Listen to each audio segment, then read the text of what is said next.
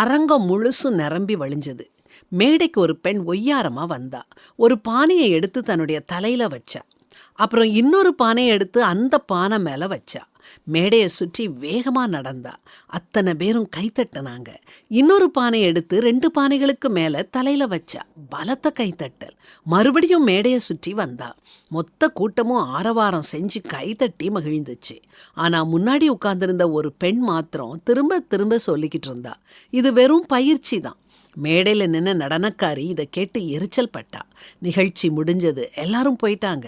நடனக்காரி எட்டி பார்த்தா. அந்த பெண் மாத்திரம் உட்கார்ந்துருந்தா. அவ பக்கத்தில் போகவும் அவ மறுபடியும் இவளை பார்த்து, இதில் ஆச்சரியப்படுறதுக்கு என்ன இருக்குது, இது வெறும் பயிற்சி தான்னு சொன்னான். நடனக்காரி அவகிட்ட, நீ என்ன சொல்றன்னு கோபத்தோட கேட்டா. அதுக்கு அந்த பெண், நான் என்ன சொல்றேன்னா, நீ இதை பல வருஷங்களா பயிற்சி செஞ்சதுனால தான் உன்னால இதை செய்ய முடியுது. இது ஒன்றும் மந்திர மாயம் இல்லைன்னு சொன்னான். உடனே அந்த நடனக்காரி கோபமா, சரி அப்படின்னா ஒன்னால நான் செஞ்சதை மாதிரி செய்ய முடியுமான்னு கேட்டா. அதுக்கு அந்த பெண், இல்லை என்னால் முடியாது, ஏன்னா நான் அதை பயிற்சி செய்யலை. ஆனால் நீ எந்த சிக்கலான கணக்கை நீ என்கிட்ட கொடுத்தாலும் நான் அதை மிக எளிதாக தீர்த்துருவேன், ஏன்னா நான் அதில் பயிற்சி பெற்றிருக்கேன்னு சொல்லி தன்னுடைய நோட் புத்தகத்தை எடுத்து காமிச்சா. ஆமாங்க, நம்ம எதில் அதிக பயிற்சி எடுக்கிறோமோ அதில் சிறந்து விளங்குவோம். இது குணத்துக்கும் பொருந்தும். நீங்கள் எப்போ பார்த்தாலும் புலம்பிக்கிட்டே இருக்கீங்கன்னு வச்சுக்கிடுவோம். அந்த புலம்பலே உங்கள் தினசரி பயிற்சியாகி நீங்கள் புலம்புறதுல மிகவும் திறமை பெற்றிடுவீங்க.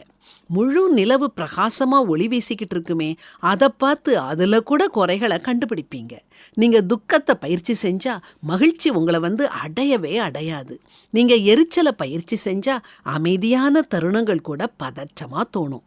ஆனால் சமாதானத்தோடு இருக்கிறதும் ஒரு பயிற்சி தான், நன்றியுணர்வு கூட. இது எல்லாமே ஒரே ராத்திரியில் உண்டாகாது. நம்ம தினசரி அவைகளை தேர்ந்தெடுத்து கடவுளை நம்பி வாழும்போது அவை வளரும். இந்த கேள்வியை உங்ககிட்ட கேளுங்க. நான் தினசரி உணராமல் எதை பயிற்சி செய்து கொண்டிருக்கிறேன்?